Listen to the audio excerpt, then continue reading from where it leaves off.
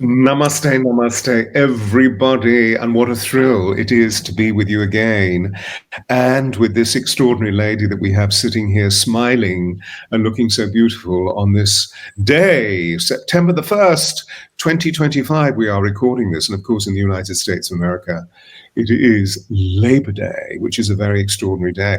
And so it only just occurred to me when you were speaking about meeting with your team, Eileen, that it's this special day for you guys. And so thank you for spending an hour with us, sharing the mirth, the might, and the extraordinary merit of all of your wonderful work. Ladies and gentlemen, this is a deep dialogue, which means it's not just simply a question of Eileen or myself sounding forth in a sort of presentation mode. This is actually about a conversation. The tricky thing about recording it in this wonderful device is that whenever somebody gently interrupts, as we do in conversation, it's often seen to be an obtuse reaction. And actually, all it is a conversation where we want to suddenly chime in and find out more about what is taking place. Because my role is not to be invasive, but my role is to gently interrogate the ideas that we're sharing so that we can get to a really deep causative principle or series of principles about what we're speaking. Now, Eileen is very exceptional because she has originated her own specific sound therapy. And of course, we know today that sound is gradually being recognized on the map as a healing modality, which is superb. Having been pioneering sound as a healing modality myself for 45 years, the task was slightly Sisyphean, if that's a word. I was a little bit like Sisyphus pushing the rock up the hill. And now what's wonderful is it's really on the map, which is one of the reasons why Eileen and I came together through an initial conversation. And there is a possibility that we're going to be doing a lot of work together, and because we're a group of us who are sound healers are coming together in a unique conversation, which is really exciting. So Eileen is the originator of a sound therapy method which she calls Biofield Tuning, and therefore the founder of the Biofield Tuning Institute, which conducts peer-reviewed studies on the human biofield. And if you're at a loss, don't worry, she's wonderfully articulate. So I'll ask, what does that mean? At the same time, Eileen is the author of a best-selling book, or series of best-selling books, Tuning the Human Biofield and Electric Body, Electric Health. And she's also the co-creator of Sing the Body Electric, a sonic exploration program designed to free the voice. Welcome, welcome, welcome, Eileen. So where did you discover, how did you discover, when did you discover, when did the biofield work come to you? I started using tuning forks in my part-time massage therapy practice back in '96. So I've got almost 30 years under my belt, and you're right, it is a tough row to hoe that you and I, even you are 15 years ahead of me in that, and it's definitely so different now than it was. I was in Connecticut in the 90s, and when I told people that I was doing sound healing with tuning forks, I was gruffly dismissed as nonsensical.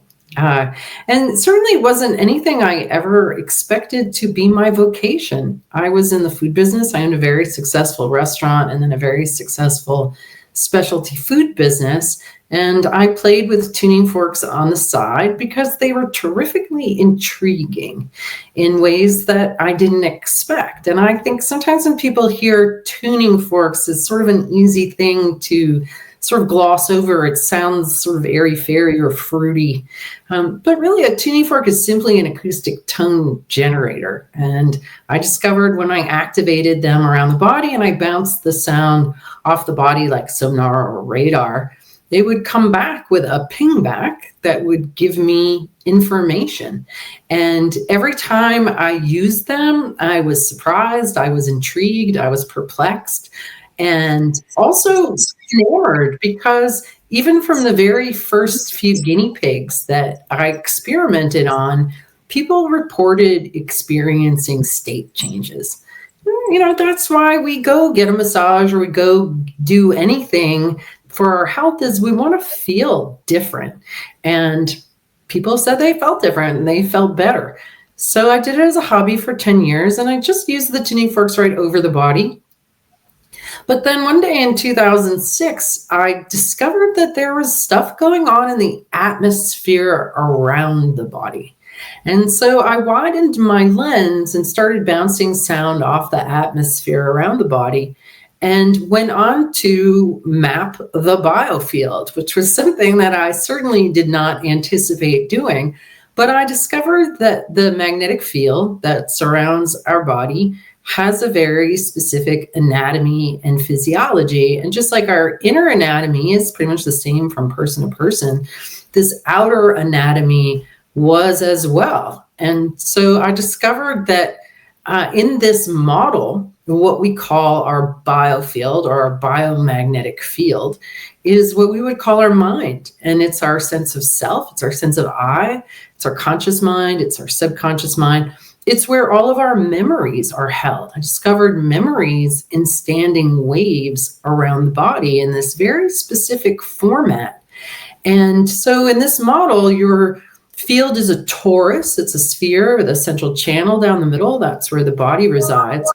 And that we're actually inside our mind as opposed to our mind being inside of us. And so over the years that I mapped the field and I started working in the field and discovering traumatic memories hidden 3, 4, 5, 6 feet away from people, and then stuck a fork in them, and that whatever upset there was in the memory bank from a non-beneficial input would actually settle and soothe. I sort of discovered that we're self-tuning instruments and that a simple tuning fork could help to bring us back in tune. And so I ended up going to college as an adult and writing a master's thesis while I was in school called Exploring the Effects of Audible Sound on the Human Body and its Biofield. And I did a deep scholarly dive into an esoteric topic. And that went on to become the basis of my first book, Tuning the Human Biofield. And so over the years, I started school. We've trained over 3,500 people now worldwide in this method. I have 10 teachers. We have it online and in person. It really grew to be a whole thing that I never really anticipated. So, and then I ended up working with voice for the last 5 years as well. So I've really been exploring how sound, both outside the body with tuning forks and inside the body with voice, can help us to become more free, more regulated, more vital, and healthier physically, mentally, and emotionally. Fascinating. Tell me more about how you map the biofield. Mm-hmm. Well, early on, when I started passing my tuning forks over the body and just listening, I really thought that, I would have a note of C, I would activate it, it would sound like a C wherever I put it. That's sort of what I expected. What I didn't anticipate was that the sound would change as I moved it around the body. In some places, it would go very loud. In some places, it would go very soft, like it was sucked up right away. In some places, it would sound like it was full of static or noise. In some areas, it felt sticky. I would, get my fork would feel like it was stuck magnetically somehow. And so that was all very intriguing. And when I started talking to people about it, the response that I got was that it was room acoustics or that it was the Doppler effect and that I was absolutely imagining anything else that might be going on.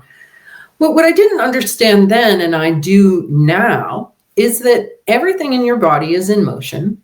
Everything in motion makes waves, and waves propagate. And every single one of us has had the experience of getting a good vibe off of somebody or a bad vibe off of somebody. And that's because the body gives off vibes. And they're very high frequency, very low amplitude waves. But what they do is they intersect with the very high frequency low amplitude waves of the tuning fork. And in that intersection, there is a precipitation down through the octaves into the hearing range, so that the fork actually gives me the ability to hear the body. And one of the very first people that I worked with had a sore shoulder. And so I activated my tuning fork and I held it over the shoulder, and it sounded loud and it sounded sharp. And then I went over to the other shoulder and it sounded normal. And then I went into the middle and it sounded very low and very weak. I went back over here and it was very loud and very sharp. And so I just kept activating the fork in that area where it was atonal. And after a short time, it sounded like the other one. And this person got up off the table and they rotated their shoulder and they said, wow, all of the pain is gone. Right. And I didn't know what I was doing. He didn't know what to expect. So that was super intriguing. And then I discovered that the loud spots. So my first set of tuning forks was C, D, E, F, G, A, B. And it said you use C in the root chakra, D in the sacral, E in the solar, and so on up through the chakras. So a chakra is a place in your body where you actually have a nerve plexus. So there's more electrical activity going on in these plexuses. And so an energy center in my mind should have more energy. It should be louder than other peripheral areas. So I made this very intriguing discovery that I could maybe find a loud area over, say, someone's shoulder, and that I could use the tuning fork, very intriguingly, like a magnet. And I could actually, I developed this process I called click, drag, and drop. So I would click in the loud spot, I would drag it to the midline, and then I would drop it. And then it wouldn't sound loud over there, and it would sound loud in the middle. And people would say that they felt more centered. So I developed this very simple practice of just going over the body and finding loud spots and moving them to center. But when I started to explore the field around the body, I found loud spots, soft spots, rivers, walls, eddies, like all kinds of invisible phenomenon that the tuning forks made audible. They made perceptible to me. And it was really over a 4-year process that the map sort of came to me. It was like sort of a blind fumble in the dark with moments of flashes of illumination where I would see a pattern and I would recognize like, oh, that is this particular emotion. So I found that every emotion had a particular frequency signature that's very similar to music. So Stewart, if you and I were listening to a sad song, you wouldn't have to say to me, Eileen, this song is sad, because I would know that it's sad, right? We would both know that it's sad because we would feel that. And so that's the way the tuning forks were, sort of like music. When I got into what I learned was a sad memory, it would sound sad. And there were so many different iterations of sadness, everything from abandonment to betrayal, to loneliness, deep wailing or keening or intense grief. Right? There are all these different subtleties, and that they would be featured in the overtones and undertones, which give me insight.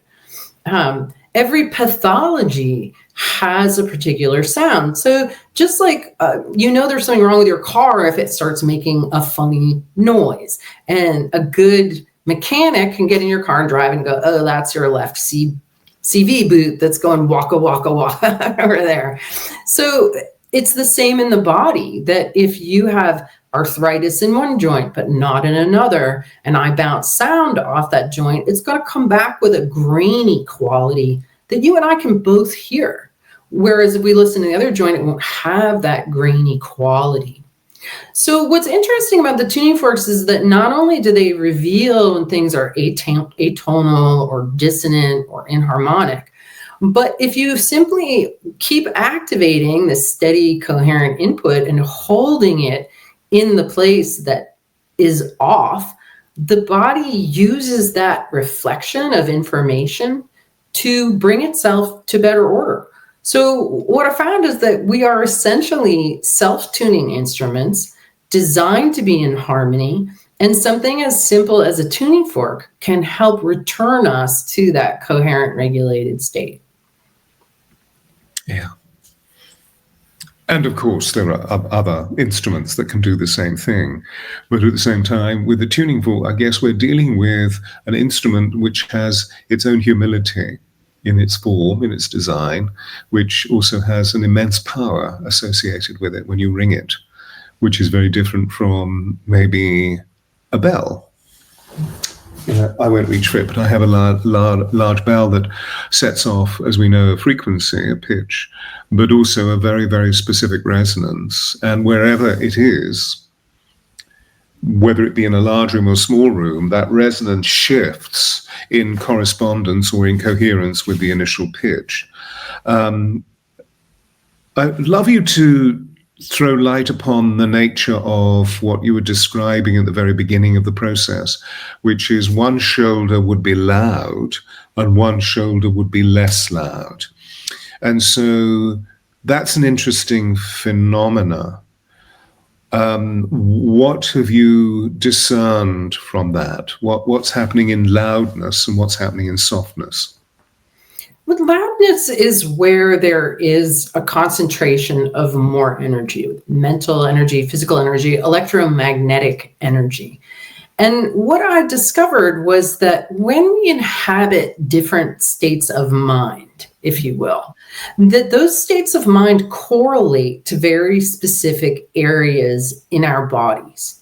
Working with thousands of clients over many years, I identified that if anybody came in with an ache or a pain or an injury, had an accident, that wherever that pain or ache was, that there was a corresponding mental or emotional imbalance that was underlying it, that was really the same from person to person.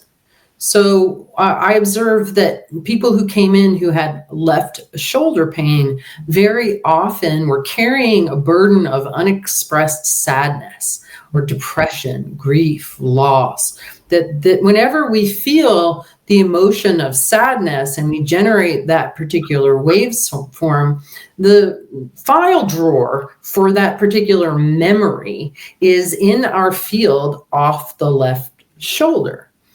I discovered that everyone who came in who had right shoulder pain had a tendency to be saying yes when they meant no, over accommodating, over caretaking, pushing themselves into resentment for all of the caretaking that they were doing for others. And really so on through the whole body. The right hip, very much a tendency to overthink, to overdo, to always be running to-do lists or have a cruel inner critic that was always driving you towards doing more or being more. Whereas the left hip was more about a frustration and disappointment over unmet needs. And really without exception, I mean, I could be sitting next to someone on a plane and they tell me where they have aches or pains, and depending on how it's showing up in their anatomy, I can tell them exactly the imbalances that they're struggling with in their own mind because it shows up in the body. So the Biofield anatomy map, I talk about it in depth in both my books, and Biofield Tuning students make use of it. Fantastic. Absolutely fantastic. Thank you. Thank you. And so I just want to go back to the point that you made several beats ago when you were referring to the chakra and how crucial they are in the process that you're delineating for us. For me, the chakras are the databases, the energy centers for the whole of our energy, physically, emotionally, mentally, and spiritually, so that they hold nerve ganglions. So I think you mentioned this, you didn't quite use that word, you used your own, but they're nerve vortices that bring a whole host of electromagnetic energy into creation, but also into residence. And if, for example, wherever the manifestation is that is disharmonic within the body, the pain in the left shoulder or the immobility in the right hip, that if we can tune into the way that that part of our anatomy is linked with the chakra system, we can begin to discern what the causation of the behavior was that either consciously or unconsciously manifested whatever the state may be. It may have been created by trauma, it may have been created by habitual mechanistic habit that has led someone into gross tensions and so forth and so forth. Is that something that I mean, this is what my experience is all about. So I tend to, although I have my own perceptual field, which is synesthetic and intuitive and psychic, I tend to try and deduce the information from the client of, okay, so where do you feel the holding point is?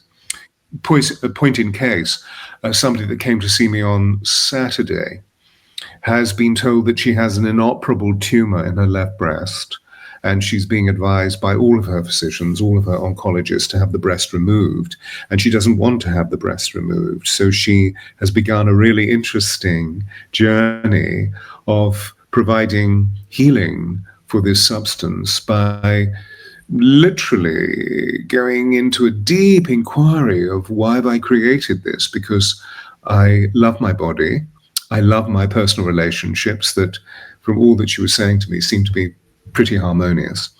What is this deep, deep, deep manifestation? So that we were able to enter into a conversation where she was identifying what she feels are the major imprints in her behavioral process, rather like going into what you were saying about the map of the body. She was sort of delineating and identifying each part of it.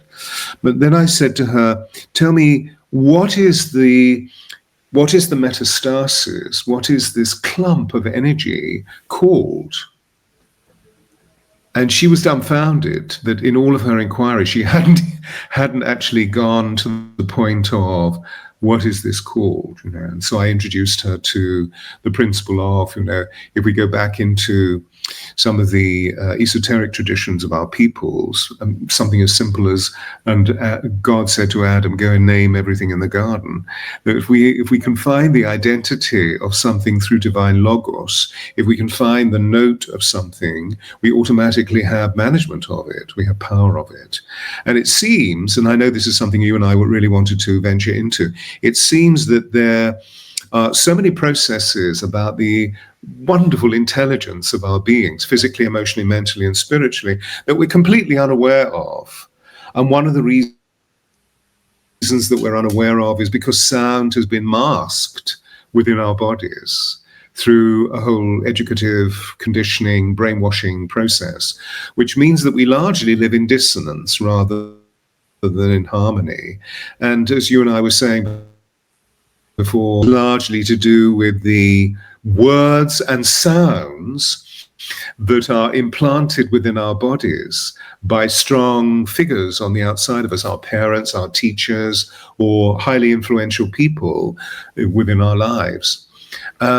So the point that I wanted to reach to is really the substance of electric body, electric health, because it's fascinating that you've seen it in this context, that to electrify and therefore to accumulate the radiance of what our bodies become when we are in health and therefore in harmony, that we are at center with self, therefore we're living what we were discussing as our own sovereignty, no matter what age or experience we are. We all have this blueprint inherently within us, which is our soul.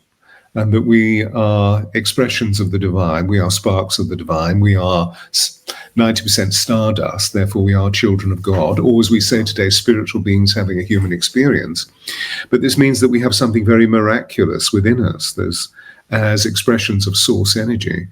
I wonder if you could tell us a little bit more about some of the primary focus work that you engage in, or that the book indeed elicits. Your wonderful book, Electric Body, Electric Health, because that's quite fascinating. Well, most of us didn't learn that our body has an electrical system. No. And the idea that the body has an electrical system is not new. It was certainly a point of fascination in the 1800s, even into the early 1900s. You could buy devices for your electric health from the Sears and Roebuck catalog in the early 1900s. However, maybe starting in the 40s, it became very much about a pill for every problem. This chemical, mechanical, reductionist view of the body and of life. And as a consequence, the whole idea that our heartbeat is electrical, that our brain waves are electric, that our blood carries a charge, that even our fascia and our collagen are semiconductors, and that there's information being passed along at the speed of light or possibly even faster within our own bodies, passed most of us by. And so that was part of the reason why the tuning forks were so perplexing to me in the beginning, was because I didn't recognize the essential electromagnetic nature of our bodies. So we have electric current running through us. They have a certain amount of voltage potential across all of our cell membranes, that having sufficient charge in our inner water creates structured water, what Gerald Pollack refers to as the fourth phase of water. And anything that has an electrical current running through it has a magnetic field around it. And that's something we all learned in grade school. And so the human body is no different. But this whole idea of chi, of prana, of subtle energy, of the energy and energy medicine has been intentionally sidelined, made pseudoscientific or new age, even though it's actually very simple. And what is the energy and energy medicine? Well, it's electricity. It's body electricity. And why does hands-on healing work? Because energy moves from areas of greater concentration to lesser concentration. It's all very straightforward when you look at it through an undistorted lens. But most people have had this lens of distortion put over them regarding body energy, so that they'll go get drugs and surgery instead of tuning fork therapy. So a vital revolution took place at the beginning of the 17th century, certainly, because when we, the area of specialism within the entertainment industry, for those of you who don't know, I've been a voice coach within the entertainment industry for many, many, many years. And particularly, I was involved with the classics, particularly Shakespeare. And so, for example, we go back into that period, post-medievalism, there was a great belief in the essence of sound. A great belief, and also a great belief in what you're fundamentally talking about, I believe, which is a belief in the anima mundi, the animating principle of the universe, i.e. God's breath. Because as it says at the beginning of Genesis, and God breathed on the surface of the waters and brought forth life, and God breathed into the nostrils of man, and man became a living soul. And so they believed that if we were out of sorts, if we were out of kilter, if we were out of harmony, it was to do with the fact that we were not allowing our bodies to be replenished by anima mundi. So the first thing that they would do was to go into nature, out of urban community, although of course urban community was very different from how it is today. And we're talking about a large section of the population that did not read, and if we don't read, then we hear sound and see sound in a completely different way, because there are no words, just images, metaphoric consciousness, which is what they were living. But however, by being in nature and by participating and petitioning and praising, they felt better. Dancing around a sacred ewe or at a sacred brook or a statue of Mary, or maybe it was a Celtic cross or a Celtic mound in certain areas of Europe. But at the beginning of the 17th century, that was all stopped. Literally, there was a revolution of consciousness in all the medieval universities overnight, because Isaac Newton said the earth is merely a lump of matter hurtling through space. It does not have a soul. And so people stopped believing in the anima mundi and became completely involved in the animus, the pursuit of the animus, the pursuit of the intellect, the pursuit of the cerebralization that we can see over the last 450 years have brought about immense positive effects, such as commercialization, industrialization, capitalization, the rapid rise of literacy, and now, of course, as I bound forward in history, we now have the internet and AI. And, I don't know if you've actually seen some of the information that's been brought forth about a team of oceanographers who are having conversations with whales, producing sound through AI, producing sound. So they're developing a common linguistic. Fascinating. So it seems that having created that context, that we're all moving from the disharmony, the periods of disharmony, and of course we all know that the world's orchestras were tuned out of resonance in the latter part of the 1700s. However, at the same time, so much of the rationale that you're sharing with us was literally lived and taught by the principal musicians of the day, because most of them were Masons in Europe.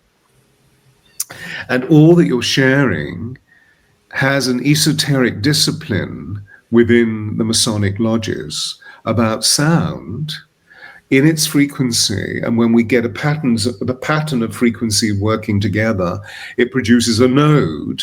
And the node is, of course, as we know, a collation of assembled harmonies that create an immense effect on the human body. Hence, the book that was written, forgive me, I can't remember the gentleman's name, but he was one of the violinists with the Amadeus Quartet, and was also fascinated in how sound shifts, because we can see that with certain compositions within Mozart's music, it has a direct effect on the spinal fluid and shifts the structure of our bones. So it's interesting. I share that simply to illuminate. I know you already know this, but to illuminate the conviction of what sound offers us with our audience. But at the same time, I would love to know your perceptions about why you feel that this level of dissonance and disharmony was introduced. Not that I want us to go into conspiracy theory, because that would just simply be facile and ridiculous, because we all know about that. But, any of your, because everything that you've been saying is so beautifully articulate, is so well researched. By the way, before you go there, where did you do your thesis? Which university embraced you? Very interestingly, I started my practice in Connecticut. That's where I owned my restaurant. In 2002, my husband and I decided to move to the mountains of Vermont, the middle of nowhere. And we ended up on a dirt road up in the mountains.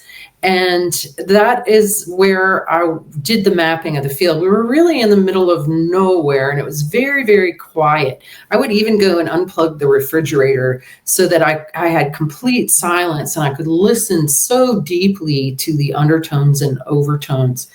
I had no intention of having this be my vocation, simply because of the way that people responded to me when I explained to them what it was that I was doing. I didn't want to put myself in a position to receive rotten tomatoes in the world. And so it wasn't until that I started working out in the field and my clients telling me that anxiety that they'd had their whole life was gone in a handful of sessions, or pain that they'd had for 30 years is gone in one session. I started seeing these very dramatic outcomes in people. I started feeling a kind of moral obligation to bring it out into the world. But I also realized that it was necessary to have degrees if I was going to have any kind of authority on what I was talking about. And at the time, I had a specialty food product. I was making kettle corn. I actually had the first kettle corn in stores back in 2004.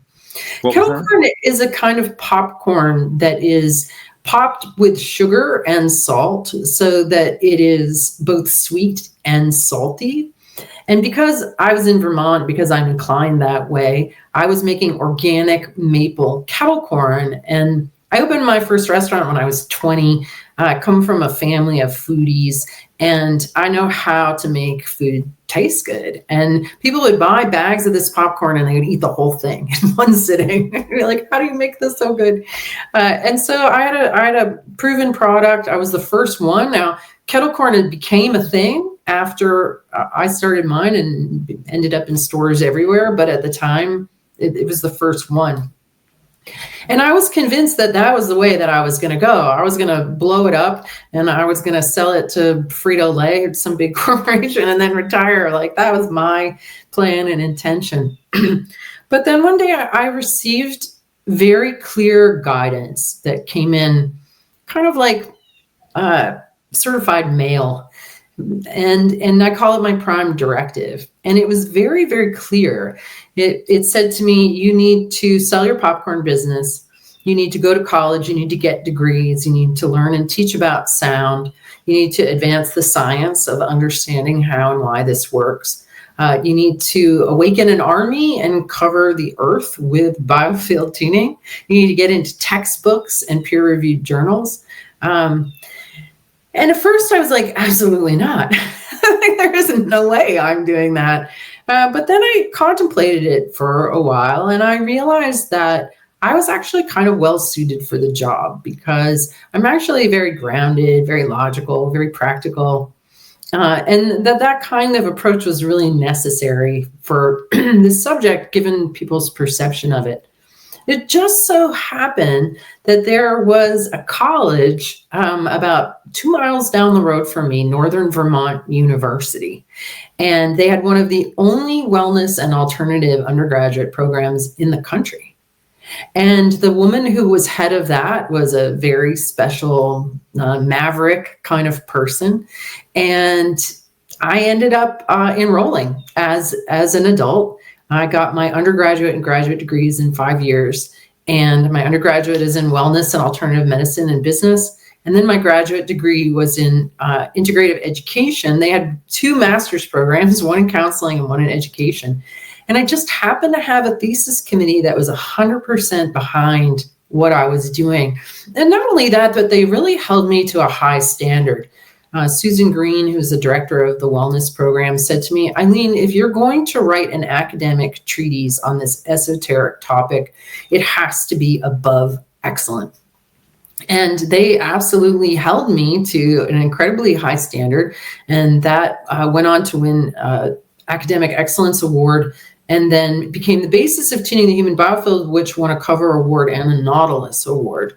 So I was very blessed to have landed right near this college and be able to get my degrees from there. And then I went on to work on a PhD for a while at the California Institute for Human Science in Encinitas, California. But what happened was that there were a great many people who experienced biofield tuning and then wanted to learn it. It's actually a very simple process to learn because it's just, you just comb through the field, drop in the middle, and then you kind of move away from the midline towards the ceiling. It's like boop, boop. But it can really work: physical, mental, emotional, ancestral, relational, environmental, because all of these things are vibrational in your being. And so I had to drop out. So I'm a PhD dropout, but I've continued to do collaborative research with my friend, Dr. Shamini Jan, who has the Consciousness and Healing Initiative. And together we've done a number of studies that we have written up and have been published in peer review. So continuing along that academic scientific route, at the same time, without having to get all those credits for a PhD. I might go back to it one of these days, but it didn't get in the way of me being able to do the research, and that was the most important thing. Yeah. And, as we hear you, those of us that are sensitive, we can see that it was all intended for you to discover the North Vermont College and that they would be offering this unique program. And therefore a level of sensibility, a level of virtue, a level of credence, which is not necessarily explored or exploited in some of the other major universities throughout the United States, which I've spent a lot of time interfacing with, because part of my role when I was at Shakespeare's Globe Theatre was to be an ambassador for the project. And so I would masterclass in most of the major universities, and then eventually created a conservatory for young American actors at the Globe, where they would spend 23 weeks in their junior year. So I became very used to hearing how we needed to validate everything in terms of the system. But what's wonderful for you, it seems that going on and receiving further credits was actually not important, because the most important thing that happened was that you'd awoken what was necessary within your consciousness and also within the broader community, the impact of what your work is all about. So we touched a little bit on the substance of the way that sound is now beginning to I was going to say be exploited. That's not quite the right phrase. But the sound is really being taken seriously. So people, I suppose it really is a better word, is to experientialize, that people are getting really interested in, oh, gosh, yes, I've always felt that when I listen to certain songs or certain, if it's orchestral pieces or certain opera, then I feel better afterwards. What could be taking place? And therefore looking into the dense body of our physical form and finding ways of being able to heal through the subtle anticipation of what music reveals. Why do you feel that we have become so masked? In our own authenticity, you mean? Yeah, so that we suddenly we don't feel our own truth. We are lacking in authenticity, and we subscribe or ascribe to a system on the outside of us purely and simply because it seems to have respectability. I think our educational system really does that to us. Really? And as you pointed out earlier, the deeper people go into the educational system, the more sort of homogenized they become. I see so many people that come out of high school and they don't know who they are. They don't know what they like.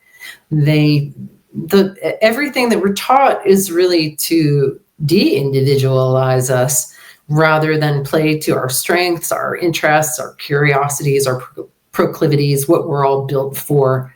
So I think that that's a big part of what drives people into healing, because when we operate authentically and we're very connected to what feels good, what doesn't feel good, what we need, what we don't need, where our boundaries are, how it feels when they're trespassed, our own sense of health and individuation, that is really what leads to vitality.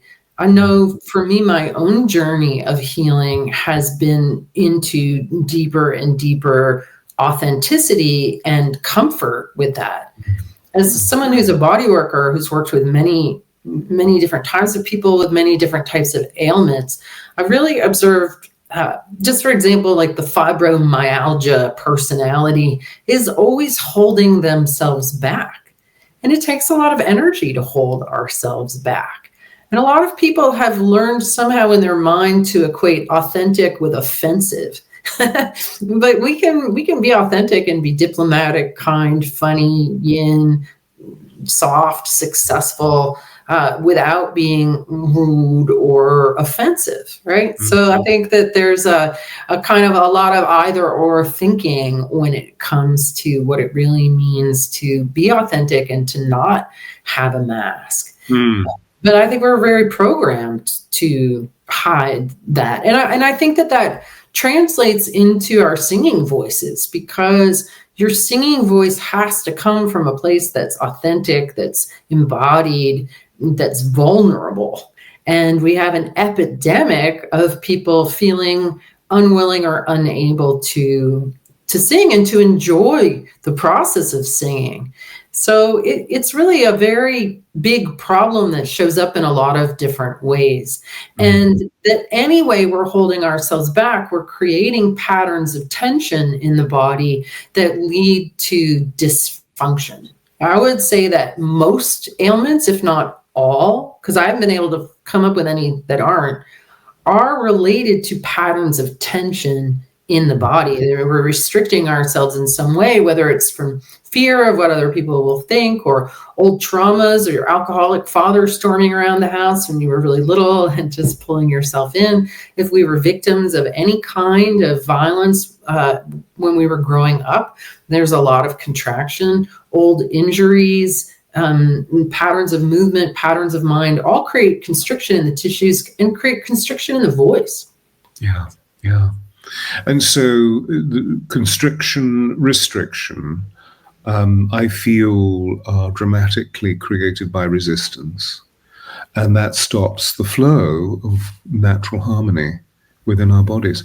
So could you perhaps, it was an interesting illustration that you provided about, it seems that in the general tenor of our conversation today and the contemporary nature of our society, that authenticity equals offensiveness, which, I thought that was really quite fascinating when you mentioned that, because for me, it's the opposite. I wonder if we could define, I'm not wanting to put you on a spot, but I know that authenticity is a substance, is an essence, as well as a detailed human possibility that you've thought a lot about and examined a lot about through the sensitivity of your own heart, as well as through the mechanics of this wonderful intellect that you have. What would you say were the essential 3 characteristics that define authenticity? One of the biggest sticky spots in most people's psyches is around the topic of self-worth.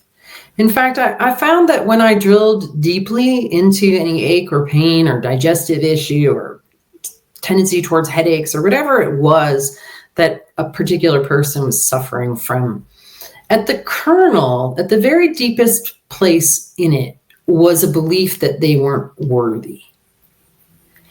And this seems to me to be a mind virus that has been inoculated into everyone. If you want to make someone feel powerless, make them feel guilty, make them feel like they are not enough.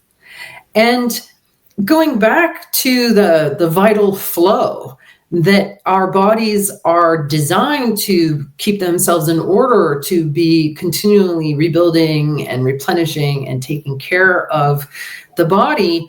It's those places where we don't feel worthy that we contract, and it becomes a self-fulfilling prophecy. We're a place where we're not letting in God, we're not letting in love, we're not letting in the vital force. And it's a belief of unworthiness. So if you fundamentally believe that you are unworthy, then your authentic self is something to be hidden or to be ashamed of, or to be put a mask over it and pretend that you're good, in whatever way you think that you're supposed to be.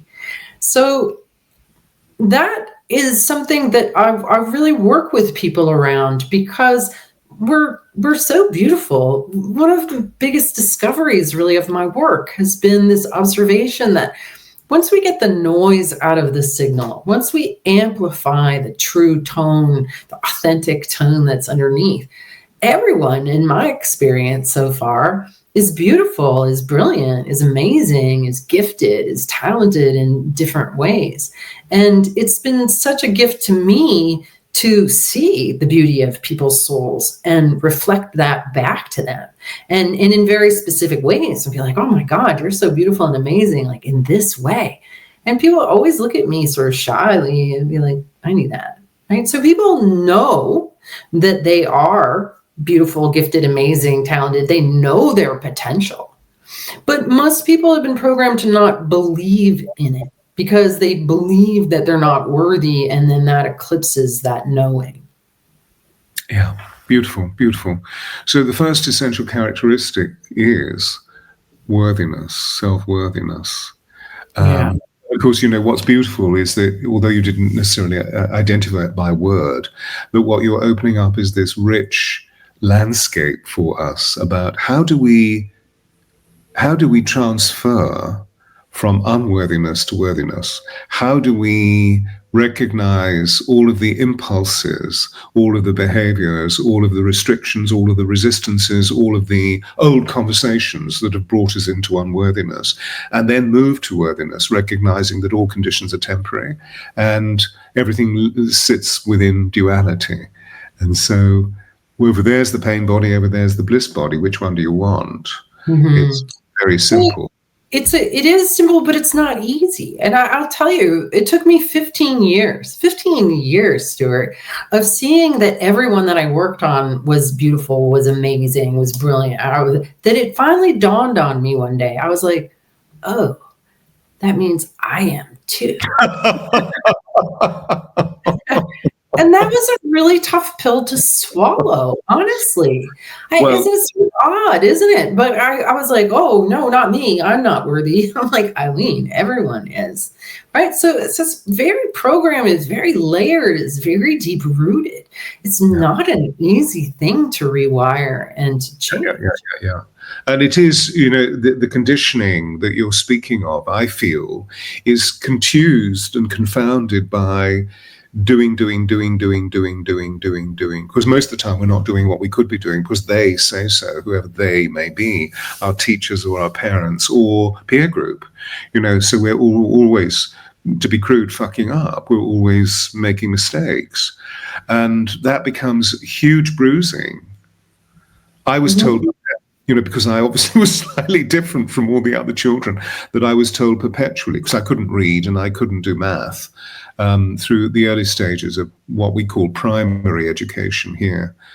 So between the ages of 5 and 11, I was told that I was nothing and always be nothing. You will always be nothing.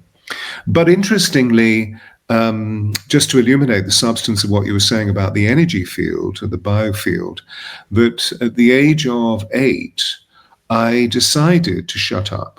Because I've always been interested in talking. I love words and I love talking. But I decided to shut up because whatever I said was disagreeable to most people. It was wrong, and I was constantly being criticized. So I self-muted for about 18 months. But what that did, it got me really still inside and grounded. And that's when I started to make sense of those wave patterns that I was seeing around people's bodies. And I realized that those people over there who were always angry and full of disapprobation, that their fields were so dark, these dark grays or dark violet, which was quite scary on one level, this dark violet, because I could actually see that there were other beings that were non-corporeal, that's a very advanced way of saying spirit beings, that were feeding off the field. But the human was confused by anger.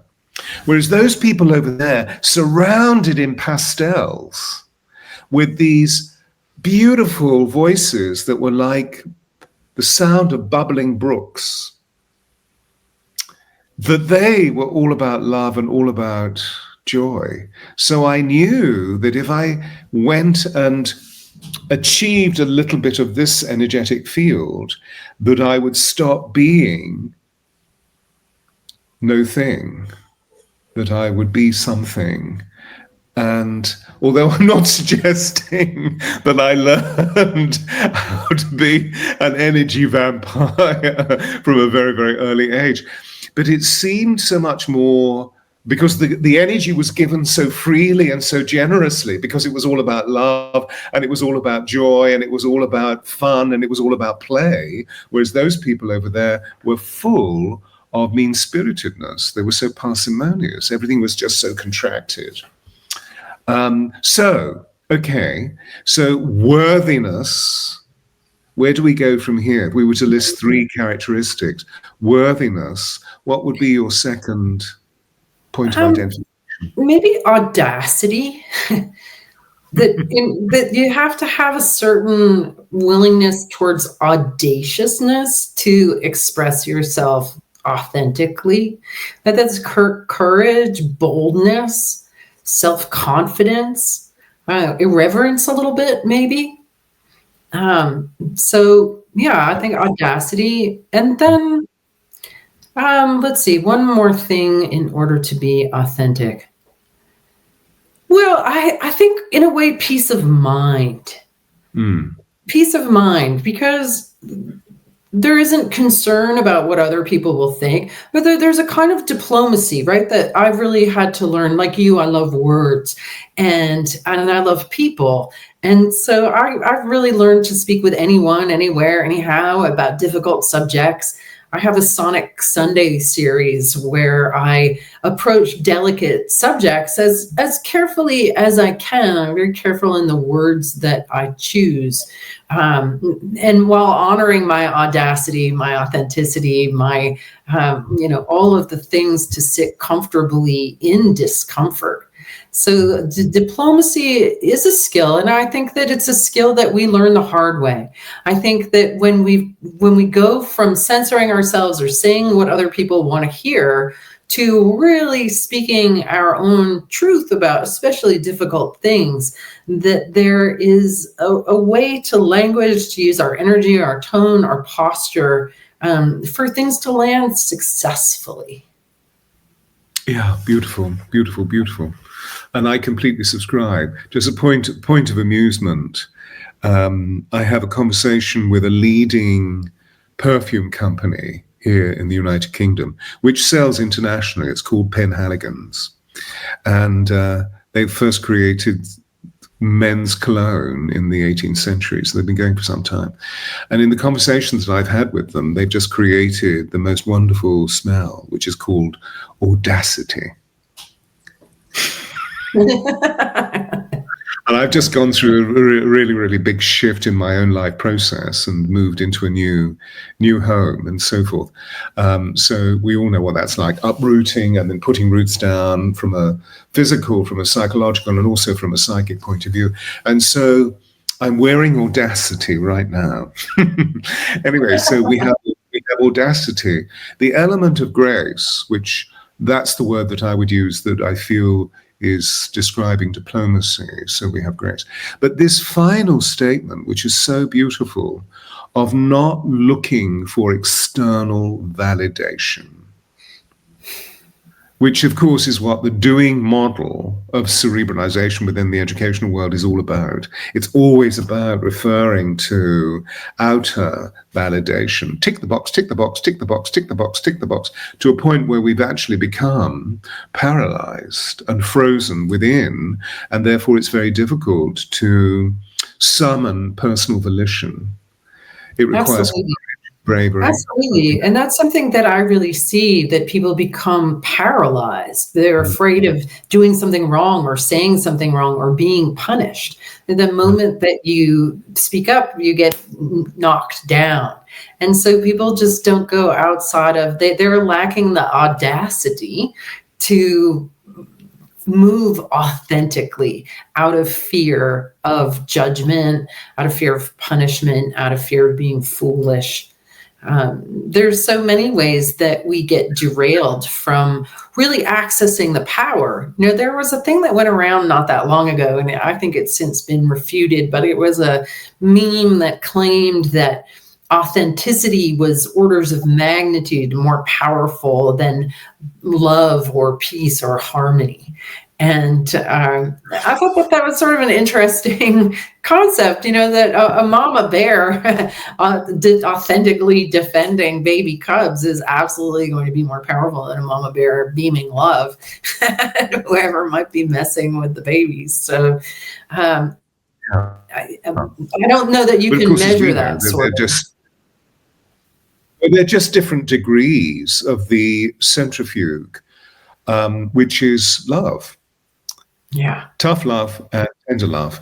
And of course, you know, I just like, unfortunately, we're going to have to come to a point of completion in our conversation because of time. But the one thing that we were talking about, which we haven't addressed fully in this, I mean, we were talking about in our pre-show chat, which we haven't explored, is the extraordinary exploration and understanding about the toroid, our energy field, and how right at the very center of this field is this extraordinary organ that we have, the heart.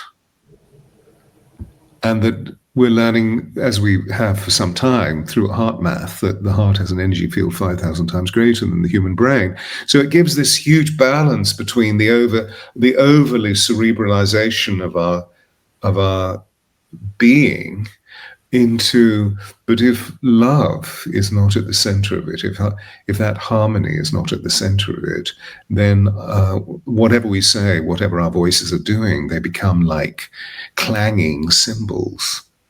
And that point, I know we talked about as well, that we're both conscious of and surprised by, I think is probably honest, but also concerned for the cognitive dissonance that is taking place, because we've been through these processes of extraordinary revolution of education. And yet, as we're seeing at the moment in most of our major universities around the world, the principal universities, that the level of stupidity that is being brought forth, and that's an audacious thing for me to say, but why not? The level of stupidity that's being brought forth by our young ones, simply because they're angry and frightened, and they're believing and saying ridiculous things.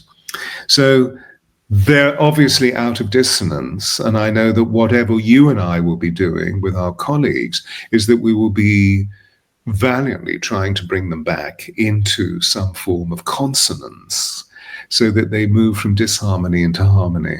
And I pray in these moments as we finish that, I know your work is doing it, I certainly believe my work is doing it, that we come together and share this collaborative force to bring about harmony in so many different situations around the world. Eileen, this has been wonderful. Thank you so much for sharing with us. It's been absolutely beautiful. My pleasure, Stewart. Thank you. We must do it again, as they say. Let's do it again.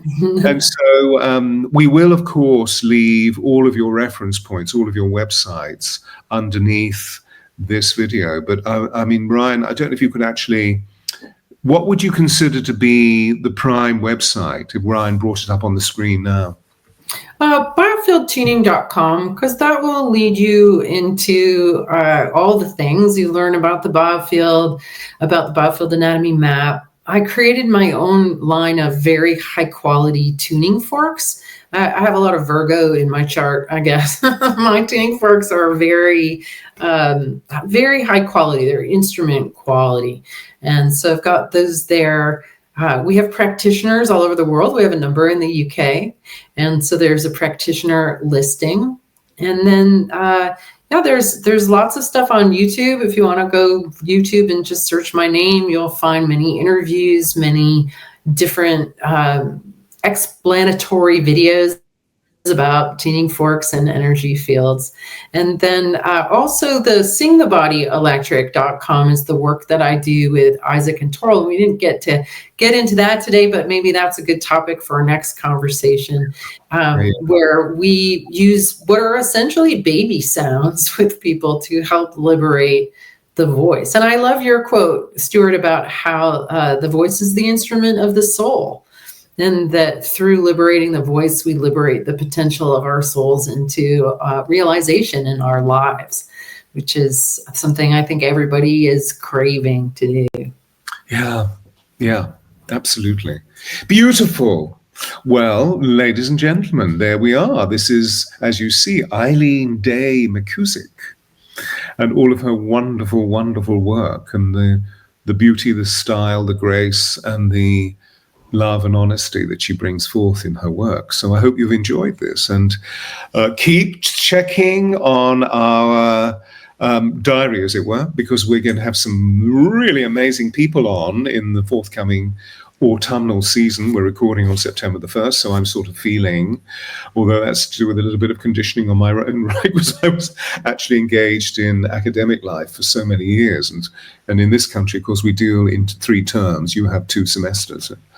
But this is the beginning of the autumn term, the autumn semester. So, look, for people like Matthias Di Stefano, for example, who is a great friend of mine, and he's been on before, but we're going to have an extended session. And Eileen will be back at some point next year. So keep checking, and thanks for tuning in. And Eileen, just stay where you are for a moment, please. Thank you, Ryan. We're closed down now. Namaste, namaste, everybody.